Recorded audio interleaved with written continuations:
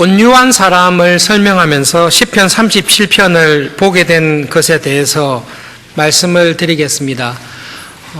신약 성경하고 구약 성경이 공통점이 있고 차이점이 있습니다. 보통은 구약 성경보다 신약 성경에 하나님의 말씀이 더 풍성하게 계시되어 있는 경우가 많이 있습니다. 예를 들어서 신자의 죽음에 관해서는 신약 성경에 훨씬 많이 계시되어 있습니다. 여러분, 구약 성경을 살펴보시면 구약 시대에 하나님을 믿었던 사람들이 죽고 난 이후에 어떤 일이 있을까 그렇게 많은 계시를 받지 못했습니다. 욥이 이야기했듯이 내가 이 육신을 벗어난 이후에 하나님을 보게 될 거다. 육신은 죽지만 영혼은 죽지 않을 것이다 라는 믿음은 구약 성도들에게 다 있었습니다.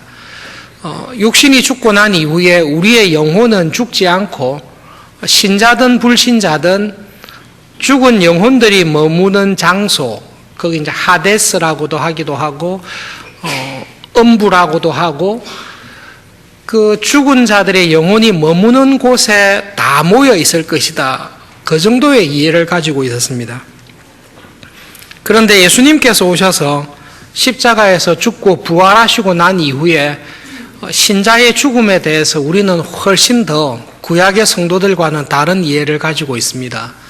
한편 강도에게 오늘 같이 죽을 텐데 너의 영혼이, 육체는 무덤에 매장이 되었으니까요, 너의 영혼이 나와 함께 낙원에 있을 것이다. 예수님께서 말씀하셨습니다. 우리가 그 말씀을 그대로 믿는다고 볼 때에 신자가 믿음 안에서 죽었을 때 신자의 영혼은 육신과 분리되는 그 순간 낙원에 가는 것을 우리는 믿습니다. 장례 때 우리는 그 예수님의 말씀을 붙들고 위로를 받습니다. 그리고 우리가 영혼이 가 있는 낙원은 요한계시록에서 이야기하는 새하늘과 새 땅, 하나님의 나라가 완성된 새하늘과 새 땅과는 다르다는 것도 우리는 알 수 있습니다. 예수님께서 재림하셔서 완성될 새하늘과 새 땅, 하나님의 나라에는 우리의 육체가 부활하여 낙원에 가 있는 우리의 영혼이 새로운 육체를 입게 되고 그 새로운 육체를 입게 된 우리가 마지막 최후 심판을 받고 가 있을 곳이 천국이라고 알고 있습니다. 그러나 믿음 안에서 죽은 신자가 가 있는 곳은 영혼만 있는 낙원이라고 알고 있습니다.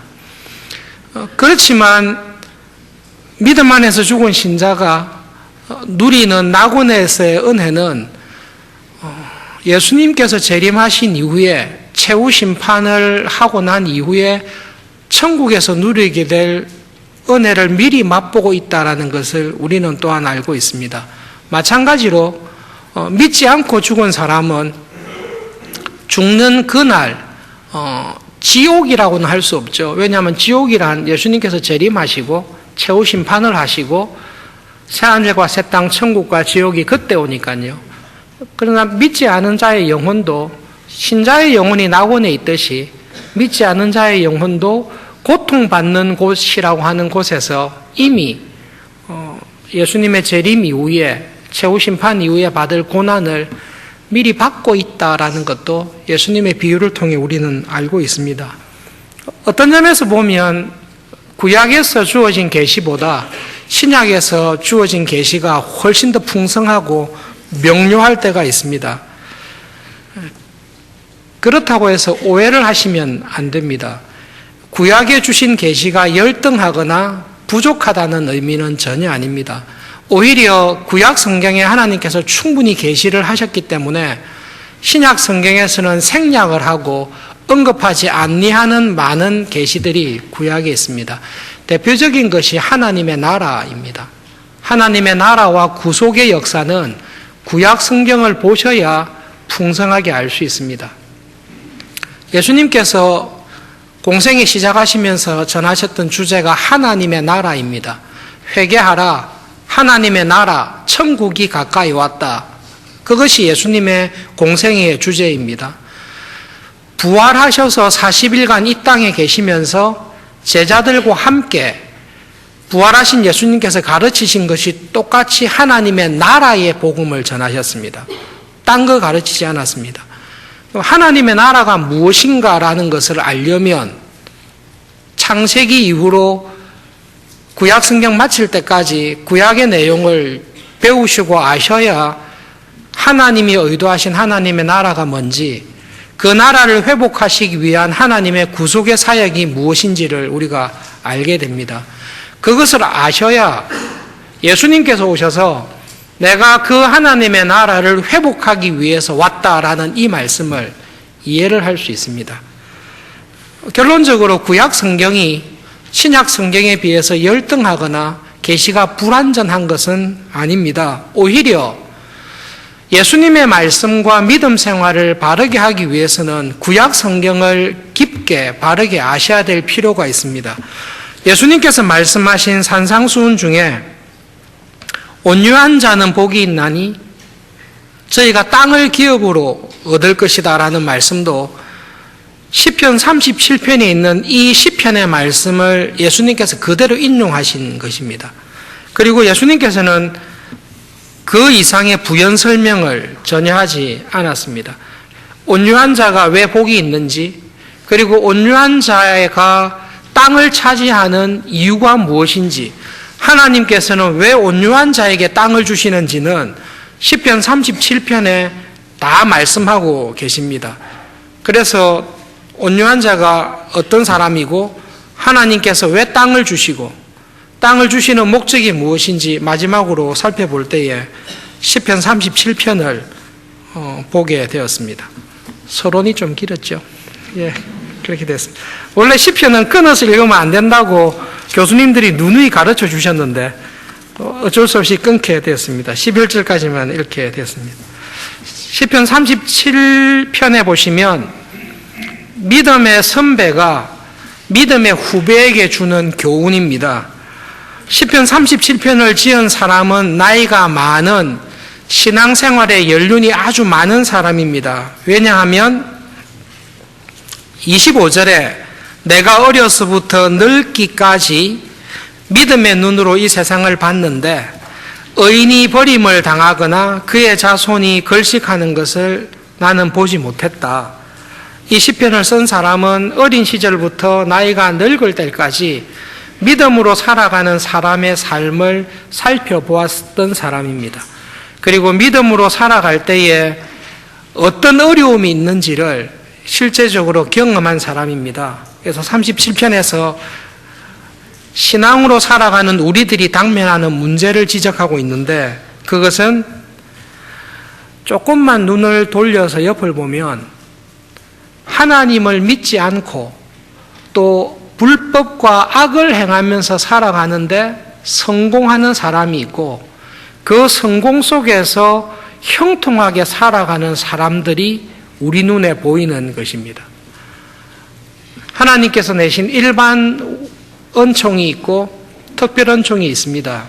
근데 37편에서 이야기하는 사람은 하나님이 내신 일반 은총조차도 부인하면서 자기의 욕심대로 살아가는 사람인데, 그 사람이 승승장구하고 성공하며 형통하게 살아가는 모습을 본 것입니다. 예수님을 믿지 않는 사람이 직장에서 성실하게 정직하게 열심히 일을 했습니다. 그 결과 보상을 받고 승진을 하고 부유하게 되는 것, 그것은 하나님을 믿지 않지만 하나님이 내신 일반적인 은총과 원리에 따라서 살아가기 때문에 그것을 시비 걸 이유는 없습니다. 그런데 시편 37편에 등장하는 사람은 칼을 빼고 활을 당겨서 가난하고 궁핍한 자를 착취하고 엎드려뜨리려고 하는 사람입니다. 자기의 폭력을 이용해서 행위가 정직한 사람을 죽이려고 하는 사람입니다. 의인을 엿보아서 자기의 유익을 얻기 위해 의로운 자를 살해하고자 하는 욕심을 가지고 있고 그런 일을 행하는 사람입니다. 그런데 놀랍게도 이런 악인이 그 일이 성공하고 형통하고 잘 되는 것을 우리가 보는 것입니다. 여러분, 직장이나 사회생활 하실 때 가만히 보니까 이 사람이 정직하지도 않고 교활하고 자기의 유익을 위해서는 온갖 수단 방법을 가리지 않고 자기의 악한 꾀를 따라 살아가는데 잘 됩니다. 근데 그 잘 되는 게 하루 이틀 잘 되는 게 아니라 계속 잘 됩니다. 잘 돼가지고 승진도 하고 부유하게 되고 인정도 받고 망하지도 않아요. 자녀들도 다 잘 살아요. 근데 자기는 믿음으로 사는데 안 되는 거예요. 오히려 그 사람으로 인해 나는 손해를 보고 있습니다. 그런 신앙의 어려움을 당면했습니다. 그럴 때 37편의 믿음의 선배가 이 조언을 하는 것입니다. 그런 일이 있을 때 37편 1절에 악을 행하는 자들, 자기의 욕심을 계획을 이루기 위해서 불법하고 불의하고 악을 행하는 사람들을 볼 때에 그들의 성공과 형통을 볼 때에 불평하지 말라. 그들의 성공과 형통을 시기하지도 마라. 그렇게 조언을 하고 있습니다. 여러분, 이게 불평하지 말라라고 번역되어 있는데요. 이 시편을 쓴 선배가 우리들에게 그 속마음을 정확하게 이야기하면 이 말입니다. 열받지 마라. 그렇게 번역하시면 거의 정확합니다. 불평하지 말라 이렇게 번역하기보다 여러분 주위에 하나님을 믿지도 않고 기본적인 사회 윤리와 도덕을 정의를 저버리는데 잘 나가고 성공하고 인정받는 사람들을 볼 때에 열받지 마라. 열받지 말고 그냥 참아라. 여러 번 이야기하고 있습니다. 11절밖에 안 되는 구절 속에 1절에 열받지 마라, 7절에 절대로 열받지 마라, 8절에 화도 내지 말고 분노도 내지 말고 열받지 마라. 네가 열받으면 너만 악하게 된다. 그러니까 열받지 마라. 그 말을 계속해서 하고 있습니다. 왜 열받지 말라고 계속 권면하는가 하면 오랜 생활, 믿음 생활하면서 이 신앙의 선배가 이 악을 행하는 사람들에 대해서 발견한 것이 있기 때문입니다. 그것을 이야기를 합니다. 악한 사람들의 형통이나 그들의 성공은 잠깐이고 일시적일 뿐이다. 그들의 형통과 성공은 곧 사라진다. 그들은 풀과 같이 속히 배임을 당할 것이고 푸른 채소와 같이 쇠잔할 것이다. 진실로 악을 행하는 자들은 끊어질 것이다. 그리고 악을 행하는 자들의 형통, 성공을 누리는 사람들에게는 미래가 없다. 그들에게는 아무런 미래가 없고 소멸될 뿐이다. 10절에 잠시 후에는 악인이 없어지리니 내가 그곳을 자세히 살펴보아도 악인들을 찾을 수 없을 것이다. 여러분, 이 믿음의 선배의 말을 지금처럼 급박한 세상에 호흡을 짧게 살아가는 우리의 관점으로 보시면 안 됩니다. 이 믿음의 선배는 하나님의 관점에서 긴 호흡을 가지고 이야기하는 것입니다. 믿음의 후배가 이렇게 물을 겁니다. 선배님, 잠시 후면 없어진다고 하고 풀과 같이 속히 배임을 당한다고 했는데 저 인간이 10년이 지나도 20년이 지나도 30년이 지나도 끄떡없이 형통하게 살고 있습니다. 믿음의 선배가 하는 말은 하나님의 영원한 진노와 심판에 비추어 볼 때에 악인들의 형통과 성공은 잠깐이다. 야, 100년을 살겠냐? 100년하고 무한대하고 비교해봐라. 하나님 앞에서 악인의 형통은 잠깐이다. 하나님께서는 그의 본성상 불의하며 악을 행하며 포악하게 행하는 사람을 용납하지 아니하시고 하나님은 반드시 심판하십니다. 하나님이 어떤 분이신지를 우리에게 가르쳐 주기 위해서 하찮은 사람, 옆에 보이는 하찮은 교인, 아무런 도움이 안 될 것 같은 이웃에게 냉수 한 그릇을 대접한 것을, 주의 이름으로 냉수 한 그릇 대접한 것을 하나님은 기억하십니다. 우리는 그 말을 진지하게 생각하지 않습니다. 그런데 하나님께서는 진지하게 생각하십니다. 하나님의 법을 깨뜨리고 악을 행한 사람들에 대해서 하나님은 절대로 견디지를 못하시고 반드시 보응하십니다. 그가 10년 동안 악을 행했으면 10년 동안 행한 악에 대한 응분의 대가를 심판을 하나님은 반드시 하십니다. 그가 100년간 악을 행했습니다. 하나님께서는 그가 100년간 행한 악에 대해서 반드시 진노하고 공의롭게 심판하십니다. 그 하나님을 생각할 때에 악한 자가 형통하며 성공한 것에 대해서 열받지 마라. 오히려 불쌍히 여기라. 그 사람이 형통하고 잘 되는 것을 네가 왜 부러워하냐? 하나님이 계시는데. 오히려 그 하나님이 계신 것을 바라보고 너는 열받지 말고 그 하나님의 진노하심에 맡기라고 이야기를 합니다. 믿음의 선배가 우리들에게 이렇게 조언하는 것입니다. 직장생활, 사회생활 하시다 보면 그런 사람을 만납니다. 우리는 두 가지 중에 한 가지를 볼 수 있습니다. 악한 데 성공하고 형통한 사람을 보면서 시기하고 질투할 수 있습니다. 반대로 그런 자를 하나님께서 공의로 심판하시고 판단하시고 합당한 정의를 이루실 하나님을 바라볼 수 있습니다.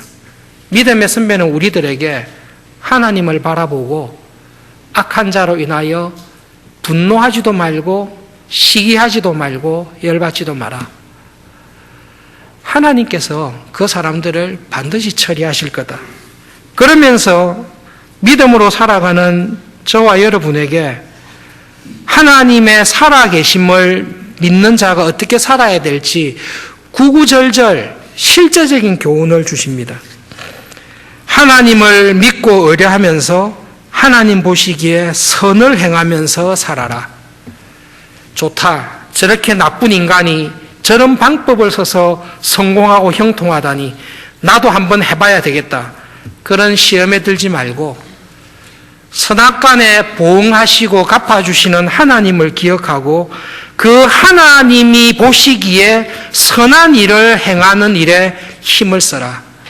하나님의 성실하심을 아침 저녁 밥으로 삼아서 내가 하나님 보시기에 나는 의롭게 살리라. 너의 마음의 소원을 이루어 주실 분은 하나님이신 것을 기억하고 너의 길을 하나님께 맡기고 하나님 보시기에 선을 행하며 믿음의 길을 살아라. 그것이 하나님을 믿는 사람이 이 세상을 살아가는 방식이다. 그렇게 살아갈 때에 잠잠하고 하나님 앞에서 참고 기다려라. 하나님 언제 복수해 주실 겁니까? 참고 기다리라. 하나님도 참고 계신데 왜 네가 참지 못하느냐? 하나님의 진노의 때를 믿고 하나님께서 원하시면 그 사람이 살아생전에 개입하셔서 심판하시든지 아니면 하나님께서 섭리가 있으셔서 그 사람이 죽고 난 이후에 갚으시든지 하나님의 섭리를 믿고 너는 참고 기다리라. 우리에게 말씀하십니다. 분을 거치고 노를 버리고 제발 열받지 마라. 그 하나님의 심판을 하나님의 정의를 믿고 사람에 대한 분노와 악의를 다 버리고 저 사람이 저렇게 살든 말든 저는 하나님의 은혜를 의지하고 하나님 보시기에 선을 행하며 살겠습니다. 하나님께서 은혜로 갚아주십시오. 한 사람은 악한 꾀를 이루면서 성공합니다. 한 사람은 하나님을 믿고 의지하면서 하나님 보시기에 선을 행하면서 살아갑니다. 누가 땅을 차지할 것 같습니까? 악한 자가 모든 땅을 다 차지할 것 같습니다. 그런데 놀랍게도 우리 믿음의 선배는 하나님께서는 악한 꾀를 이루며 자기의 욕심을 채우기 위해 땅을 차지하려는 사람에게서 그 땅을 뺏어서 하나님의 말씀에 순종하고 하나님의 섭리를 인정하고, 우리가 이 세상 사는 동안에는 하나님께서 악한 자가 저렇게 형통하며 악한 자가 성공하는 것을 허락하시기도 하시구나. 무슨 이유인지 모르나, 어느 기간 동안 허락해 주실지 모르나 하나님은 악한 자의 성공과 형통을 허락해 주시는 분이구나 라는 것을 믿고 선을 행하는 자에게 하나님은 땅을 선물로 주십니다. 이게 불가능할 것 같은데요, 하나님께서는 그 하나님을 믿는 온유한 자에게 땅을 주십니다. 그리고 믿음의 선배는 우리들에게 자기의 삶을 돌아보면서 우리의 삶을 돌아보라고 말씀하십니다. 정말로 이 세상의 땅을 누가 다 차지하고 있습니까? 그리고 이 세상의 땅을, 이 세상의 모든 축복을 누구에게 주십니까? 그것은 하나님께서 의인에게, 하나님을 믿는 믿음의 사람들에게 주십니다. 땅이라는 게 굉장히 중요합니다. 정말로 중요합니다. 이 땅이라는 게 하나님이 주신 큰 복 가운데 가장 큰 복인데요. 여러분, 이 땅의 주인이 누구시죠? 그건 두말할 여지 없이 이 땅을 만든 사람이 이 땅의 주인입니다. 이 땅의 주인은 하나님이십니다. 하나님께서 이 땅을 마귀에게 빼앗긴 적도 없고 마귀에게 준 적도 없습니다.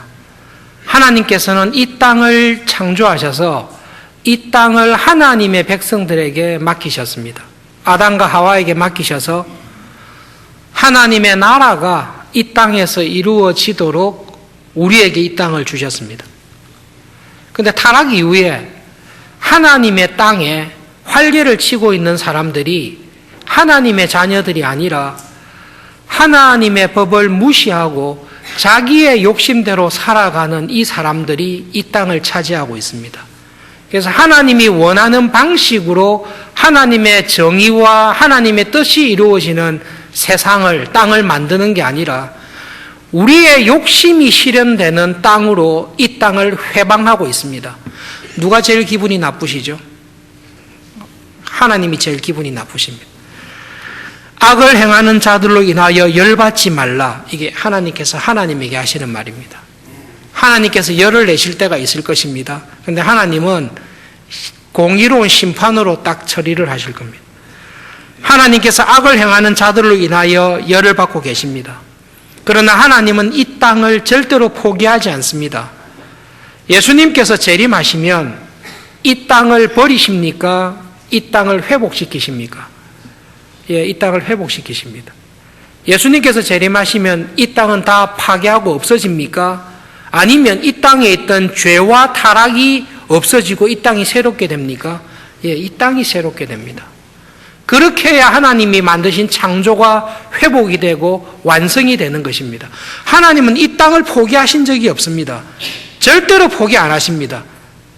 이 땅을 포기 안 하시고 회복시키기 위해서 예수님께서 오셨습니다. 그래서 하나님께서는 타락한 이후에도 이 땅을 하나님의 사람에게 맡기기를 기뻐하십니다. 이 땅을 온유한 자에게 맡기기를 기뻐하십니다. 왜냐하면 온유한 자는 하나님을 기뻐하며 하나님이 원하시는 선을 행하면서 살기로 작정한 사람들이기 때문입니다.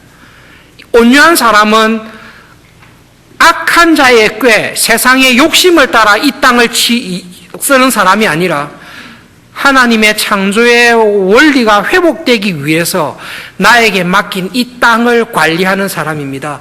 그래서 온유한 사람에게 땅을 맡기면 하나님의 은혜와 정의가 이루어집니다.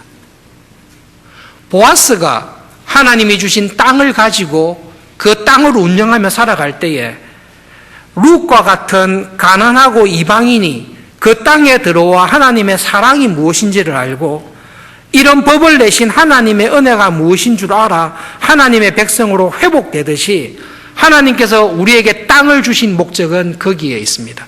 그래서 하나님께서는 반드시 이 땅을 온유한 자에게 주기를 원하십니다. 하나님의 본성이 그렇습니다. 그래서 예수님께서 하신 말씀이 온유한 자가 땅을 얻습니다. 왜냐하면 하나님은 온유한 자에게 땅을 주시기 때문입니다. 그럼 왜 하나님께서는 온유한 자에게 땅을 주십니까? 하나님께서 저와 여러분에게 주신 땅, 저와 여러분에게 주신 은혜와 축복은 그 은혜와 축복을 받아서 하나님의 뜻이, 하나님의 나라가 어떤 것인지를 보여주기 위해서 땅을 주신 것입니다. 우리의 삶과 적용을 해서 교인들 가운데 이렇게 생각하는 오해를 하시는 분이 계십니다. 직장생활, 사회생활, 사업을 하시고 이 세상을 살아오면서 37편에 있는 온유한 자처럼 불법, 불의한 일을 행하지 아니하고 정직하고 성실하게 일을 했습니다. 그 결과 하나님께서 그 사람에게 복을 주셨어요. 회사에서 승진하고 기업이 잘 되게 하고 손으로 하는 모든 일이 형통하게 되어서 부자가 되었습니다. 잘 되었습니다. 그렇게 했을 때 이 사람이 이렇게 생각할 수 있어요. 내가 이렇게 하나님을 믿고 순종하고 사니까 하나님께서 땅을 주셨잖아. 내가 부자가 되었어. 그렇게 내가 악한 자들처럼 악하게 살지 않아도 믿음으로 살게 되면 부자가 되는 거야. 그렇게 생각을 해서 자기가 부유한 것을 감사하고 즐거워하며 살 수 있습니다. 맞습니까?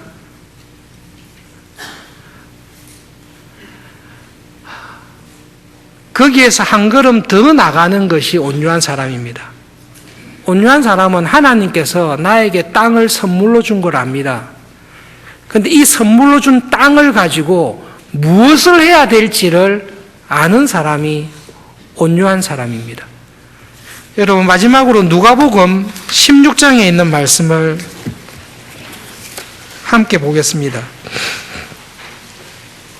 누가복음 16장 신약성경 122페이지쯤에 가시면 누가복음 16장 19절부터 26절까지 한 절씩 교독하겠습니다. 누가복음 16장 19절부터 26절입니다. 한 부자가 있어 자색옷과 고운 베옷을 입고 날마다 호화롭게 즐기더라.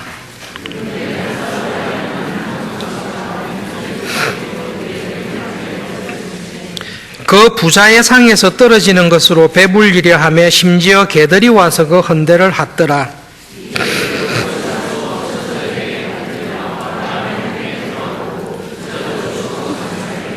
그가 음부에서 고통 중에 눈을 들어 멀리 아브라함과 그의 품에 있는 나사로를 보고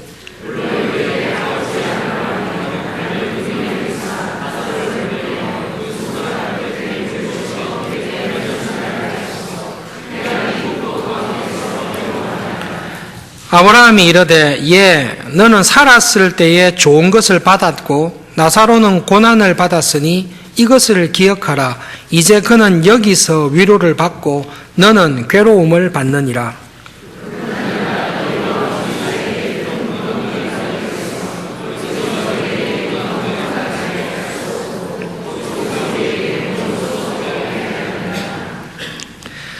여러분이 부자와 나사로의 비유에서 예수님께서 이 비유를 하실 때 예수님의 마음은 부자에게 초점이 가 있었겠습니까?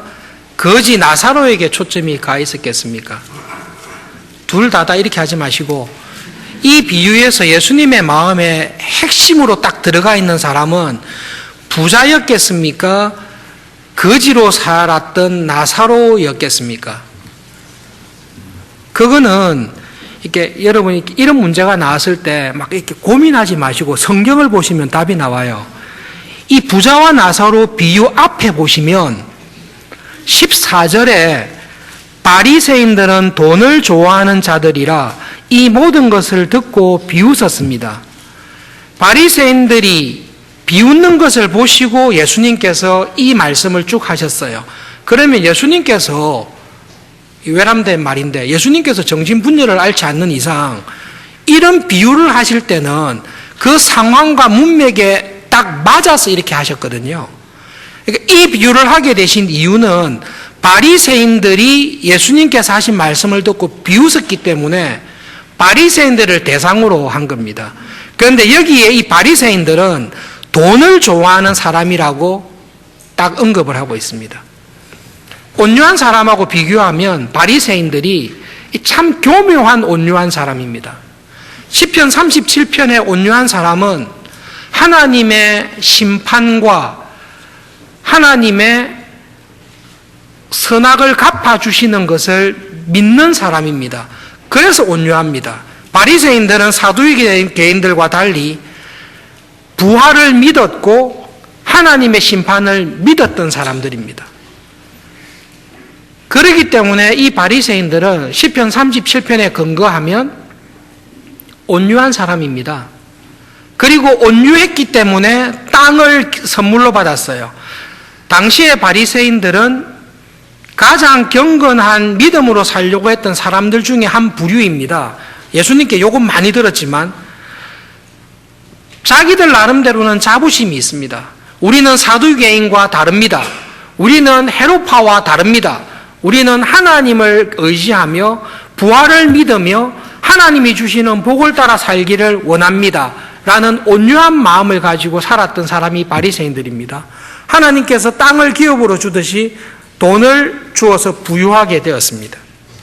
그런데 이 바리새인들은 하나님이 주신 땅, 하나님이 주신 선물인 돈을 가지고 하나님의 의를 이루는 일에 이 돈을 쓰지 않습니다. 돈을 가지고 부유한 것 자체를 자랑으로 삼습니다. 그래서 예수님께서 하신 비유의 말씀들에 대해서는 비웃고 있습니다. 그런 바리새인들을 향해서 예수님께서 부자와 나사로의 비유를 딱 들으면서 너희들은 부자하고 똑같다 이렇게 말씀하시는 겁니다. 부자는 어떤 사람이죠? 바리새인처럼 하나님의 복을 받았습니다. 땅을 기업으로 받았습니다. 선물을 받았습니다. 사업을 해서 성공해서 재산이 많습니다. 그런데 그 재산을 가지고 하나님의 뜻을 이루는 일에 전혀 쓰지를 않습니다. 자기 집 문 앞에, 그러니까 매일 출퇴근하는 길에 믿음의 형제가 굶주려 있는 것을 매일 봅니다마는 하나님이 나에게 주신 복은 내 거고 저 인간이 가난한 거는 저 인간이 가난한 거니까 지가 알아서 할 거다. 이 생각을 가지고 하나님이 자기에게 주신 땅, 하나님이 자기에게 주신 복을 하나님의 은혜와 하나님의 나라를 이루는 일에 전혀 안 쓰는 사람이 바리새인입니다. 믿음은 온유한 사람입니다. 행실은 전혀 온유하지 않는 사람입니다. 그런 바리새인들을 향해 예수님께서 책망하시는 게 그겁니다. 너희들은 나사로를 무시하고 하나님이 주신 복을 치부하고 하나님이 주신 복으로 나 혼자 잘 살려고 하는 악한 자들과 똑같다. 오케이, 너희들이 이 세상에서 하나님의 복으로 위로를 많이 받았으니까 이 세상이 마친 이후에 너희들은 고통받는 곳에서 그에 상응하는 고통을 받게 될 거다. 이 바리새인들아, 이 말씀을 하시려고 이 비유를 하신 것입니다. 하나님께서 우리에게 은혜를 주십니다.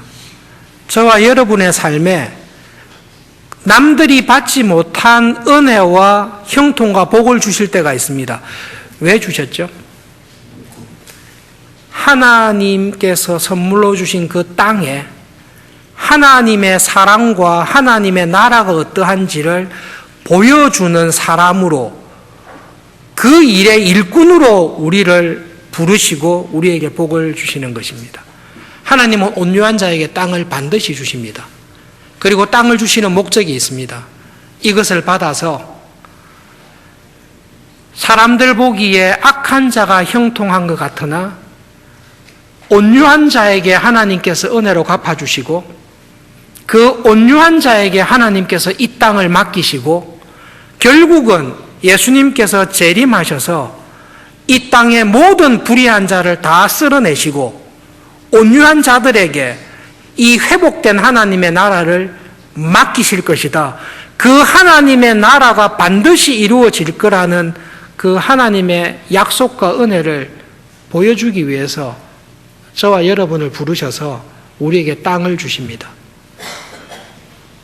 우리 것이 아닌데 이 세상이 올 때에 적신으로 왔던 우리에게 입을 옷을 주시고 먹을 양식을 주시고 남들이 누리지 못했던 복을 주시는 이유는 그것을 통해 하나님의 사랑과 은혜가 어떻는지를 증거하는 사람으로 결국은 완성될 하나님의 나라, 예수님이 오셔서 보여주실 그 새하늘과 새 땅의 은혜가 어떤 것인지를 보여주기 위해서 저와 여러분을 부르신 것입니다. 그러므로 여러분, 예배를 드릴 때에 이 마음과 이 신앙을 가지고 하나님께서 여러분에게 맡기신 기업, 하나님께서 여러분에게 맡기신 땅, 직장과 사업에서 온유한 사람으로 살아가기를 애쓰시면서 열매를 맺으시기를 바랍니다. 바리새인처럼 사시면 안 됩니다. 이들은 온유한 믿음이 있습니다. 그러나 이들은 온유한 삶이 없습니다. 온유한 삶이 없는 온유한 믿음은 하나님의 나라에 들어가기 어려운 믿음입니다. 그러나 하나님께서는 저와 여러분을 부르셔서 우리에게 주시는 모든 은혜를 통해 하나님이 어떤 분이신지를 경험하고 그 하나님의 은혜를 증거하는 사람으로 부르셨습니다. 결론적으로 시편 31편 믿음의 선배가 말씀하십니다. 열받지 마십시오. 하나님도 참고 계십니다. 여러분 주위에 악을 행함으로 성공하고 형통하는 사람을 볼 때에 열받지 마십시오. 오히려 하나님의 공의로운 심판을 보십시오. 그리고 하나님께서 여러분에게 땅을 주셨을 때에 어떤 형태의 땅을 주시더라도 여러분에게 주신 그 땅에 하나님의 공의와 사랑이 피어날 수 있도록 하나님의 사람으로 쓰임 받으시는 삶이 되시기를 진심으로 바랍니다. 기도하겠습니다.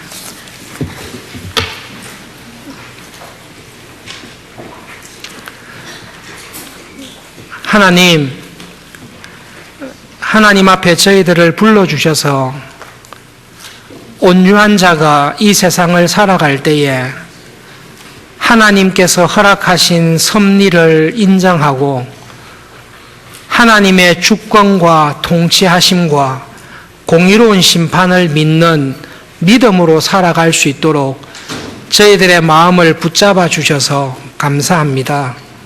하나님, 저희들이 믿음의 눈으로 이 세상을 바라볼 때에 분노하며 열받고 화가 날 일이 들어있지만 하나님, 우리의 믿음의 눈을 열어주셔서 이 모든 것을 선악간에 공의롭게 정의하실 하나님을 바라보며 살아가도록 도와주십시오. 하나님을 의지하며 하나님 보시기에 선한 일에 힘쓰며 살아가는 이번 한 주간이 되게 해 주십시오. 우리의 마음의 소원을 하나님께 아뢰며 하나님께서 우리의 소원을 이루어 주시고 우리에게 필요한 양식과 우리에게 은혜로 주실 땅을, 기업을 선물로 주시는 것을 기억하며 그 하나님과 함께 동행하는 한 주간 되게 해 주시옵소서. 하나님 아버지, 하나님께서 저희들을 이 땅에 얼마 동안 두실지 저희들은 알 수 없지만 하나님께서 저희들을 하나님의 나라로 불러주실 때에 온유한 사람으로 온유한 자의 믿음의 열매를 우리의 삶에 풍성하게 들고 주님 앞에 설 수 있는 값진 삶이 되도록 하나님 도와주십시오. 예수님의 이름으로 기도합니다. 아멘.